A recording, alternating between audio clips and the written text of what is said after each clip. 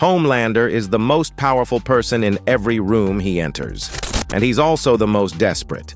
And if you've ever worked for someone who needed your approval more than you needed theirs, and still somehow controlled everything, you've already lived inside a version of what this breakdown covers. In the next 12 minutes, I'll break down his 4-part system for maintaining psychological dominance without ever actually feeling secure. Approval trap, reality lock, escalation floor, and wound weapon. I'll show you how real people, bosses, partners, institutions, run the same mechanics in rooms you're in right now. And by the end, you'll know exactly how to recognize when someone is using this on you, and what it costs them, because the cost is the most important part. Here's the roadmap. 1. Why Homelander's need for approval is a weapon, not a weakness. 2. How he controls reality by simply declaring what happened. 3.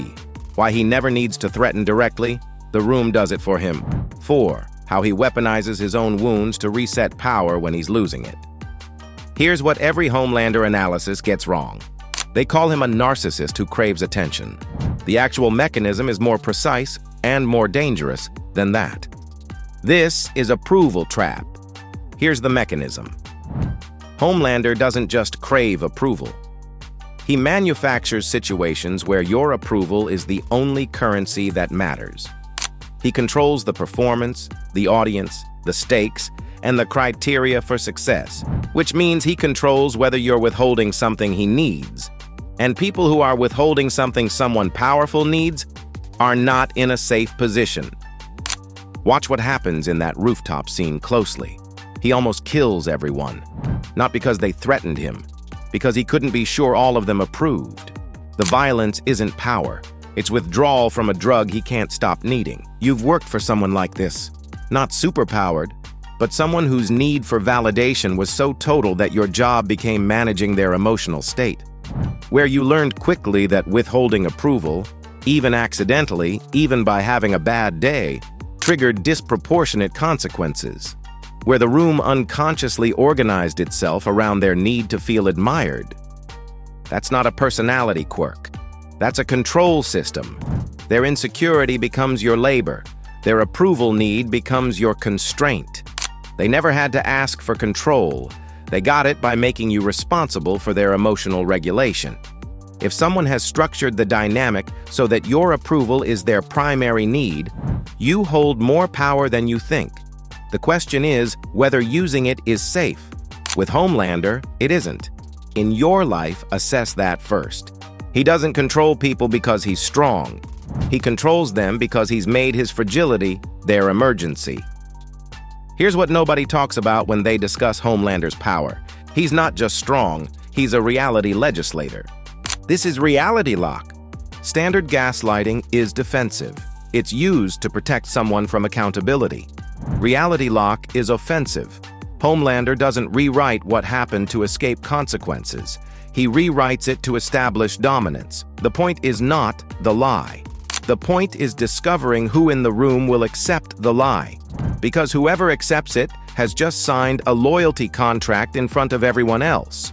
When someone with disproportionate power states something false as fact, the room faces a binary choice. Correct them and become the aggressor, the problem, the target. Accept it and become complicit, compromised, manageable. There is no neutral option. Silence is acceptance. And Homelander knows it. You've been in this room. Someone with authority stated something that wasn't true about what was decided, what was agreed, what you said, what happened. And you did the calculation. The cost of correcting them versus the cost of letting it stand. Most people let it stand. And in letting it stand, they've handed over something they don't get back easily. This is why reality lock is more dangerous than physical threat. Physical threat you can document, report, escape. Reality lock operates inside the social contract. It looks like a disagreement, not an attack. And by the time you realize what's happened, the room has already moved on with Homelander's version as the shared record. Document everything before the meeting. State your version during not as a challenge, but as a clarification. Just to make sure we're aligned, my understanding was X. Force the record to contain both versions. Reality lock requires unanimous acceptance. One dissenting voice on record breaks it. He doesn't need you to believe the lie. He needs you to say nothing. That's enough. The threat that works best is the one that never needs to be used. Most people read this scene as cruelty. It's also a broadcast to everyone who works with him, who needs him, who might one day consider challenging him. I will remove myself from your emergency if you become inconvenient. You don't need to threaten someone directly if you've established, once clearly, that the floor of your response is disproportionate. This is Escalation Floor. The mechanism. Once someone has witnessed or learned about a single disproportionate response, even secondhand, they begin preemptively calculating how to avoid triggering it. They self-censor. They smooth over problems before raising them. They manage themselves on his behalf. He doesn't need to threaten anyone in the room. The room does the work. The crowd cheering isn't endorsement. It's the escalation floor working at scale. Everyone in that crowd has just calculated that dissent is the more dangerous option. The cheer is the only rational move available to them in that moment. Homelander reads it as love. It's actually a room full of people simultaneously choosing not to be next. Every workplace has an escalation floor. It's set by the most extreme response the person in power has ever displayed, and everyone calibrates to it. You may work for someone who has never done anything dramatic, but if they've had one disproportionate reaction to a reasonable question, a missed deadline, a piece of honest feedback, that single data point sets the floor for every interaction that follows. The escalation floor only holds if you believe the response will come. Calling the bluff once, carefully, with documentation with others present, resets the calculation. It's high risk. But leaving the floor unexamined is also a choice, and it has a compounding cost. He only had to let one plane go down. After that, everyone already knew the floor. Here's the psychological mechanism. Genuine vulnerability in a relationship creates intimacy. It signals trust, openness, the willingness to be known. Homelander understands this mechanically. He deploys the signals of vulnerability, the voice change, the childhood story, the visible pain, not to create intimacy, but to trigger the intimacy response in the other person. When Ryan softens, he's responding to a genuine human signal. This person is showing me something real, I should protect it. That softening is an opening. A moment where Ryan's guard drops, his critical assessment pauses, and Homelander's narrative enters without friction. You've experienced this. Someone in a position of authority, a boss, a partner, a parent, deploys a wound at a strategically convenient moment. The project review where they suddenly discuss their difficult childhood. The argument where they pivot to their greatest fear. You soften. The conversation shifts. Later, you realize the wound appeared precisely when they were losing the frame. The tell. Watch the timing of the vulnerability, not just the content. Genuine vulnerability doesn't have optimal timing. It emerges when the container feels safe, not when the argument is being lost. Strategic vulnerability emerges at inflection points, when pressure is highest, when accountability is closest, when a confrontation needs to be diffused. If someone's wounds appear consistently when they're cornered, you're not witnessing pain. You're watching a reset mechanism. Separate the content from the timing. If someone reveals vulnerability, you can acknowledge it genuinely without allowing it to alter the terms of the current conversation. I hear that, and I want to talk about it properly, but I also need us to finish what we were discussing. Compassion doesn't require capitulation. If someone's wounds only appear when they're losing, you're not watching trauma. You're watching tactics. Here's what no Homelander breakdown will tell you. The four-part system works, and it is destroying him. Here's the structural problem with building power on approval dependency, reality control, preemptive threat, and weaponized vulnerability. It requires constant maintenance. You can never stop. The moment the performance pauses, the moment someone stops being afraid, or stops approving, or sees through the wound, the entire architecture has to be rebuilt from scratch. Homelander, across 4 seasons, isn't getting more powerful. He's getting more brittle. Each season requires more escalation to produce the same control. The escalation floor has to keep rising because people adapt. The wound weapon has to be deployed more frequently because the effect diminishes. The reality locks require more aggressive enforcement because people remember. This is the signature trajectory of the God complex in clinical psychology. The grandiosity inflates to compensate for a fragility that never got resolved, only covered. The system is not sustainable. It's a dam, not a foundation. Think about the most controlling person you've known over a multi-year period. Did they get more secure as they got more control?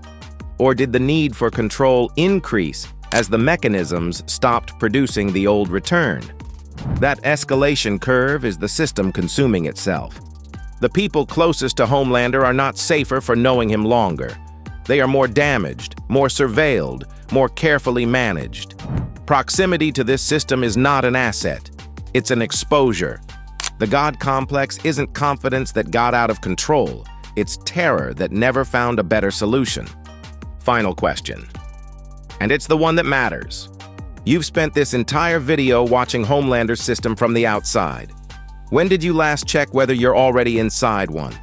Think about the most psychologically costly relationship in your professional or personal life right now. Not necessarily someone who's cruel. Maybe someone who's charming, but only when you're giving them what they need.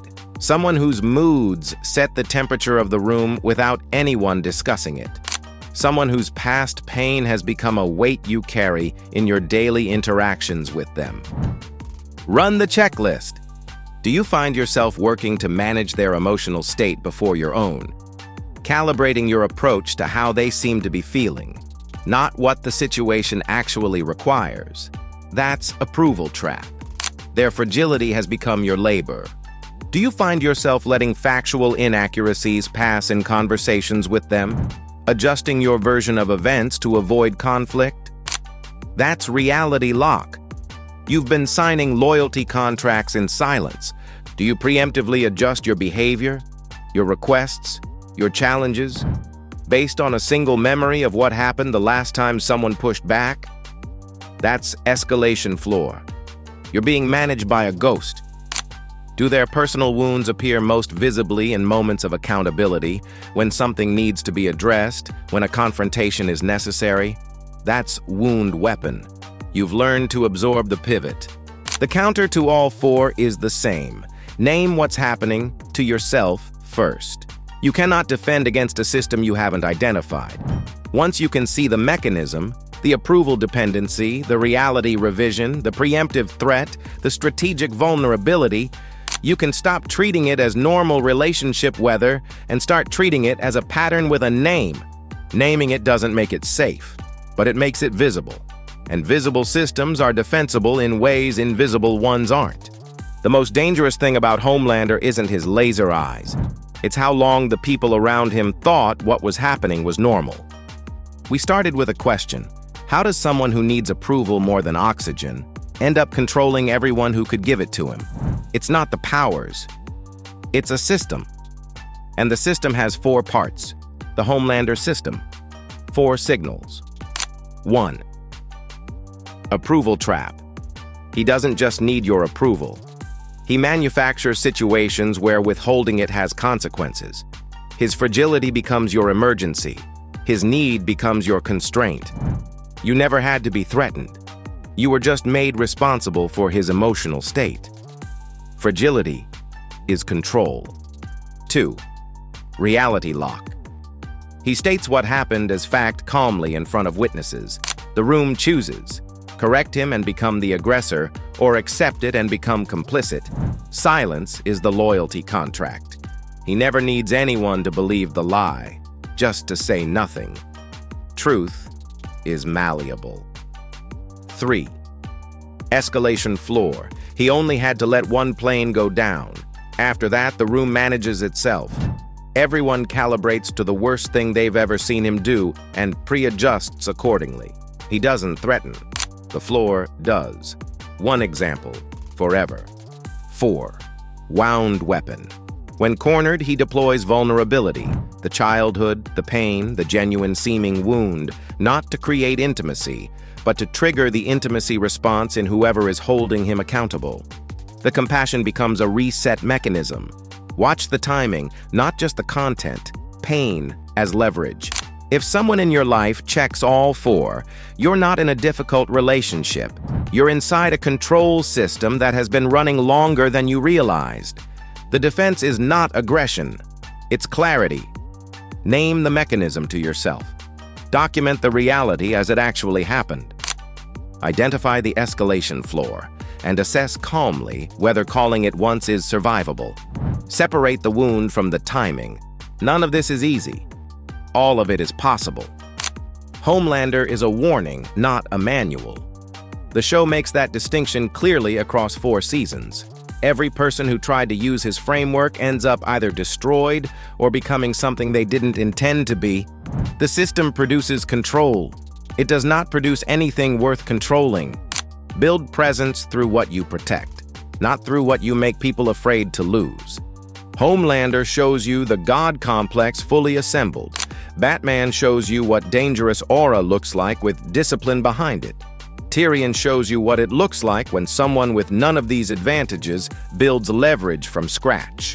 The next breakdown, the one character who runs all 3 simultaneously, and the reason it ends the way it always ends. If this changed how you see Homelander, comment God complex below. I read every one.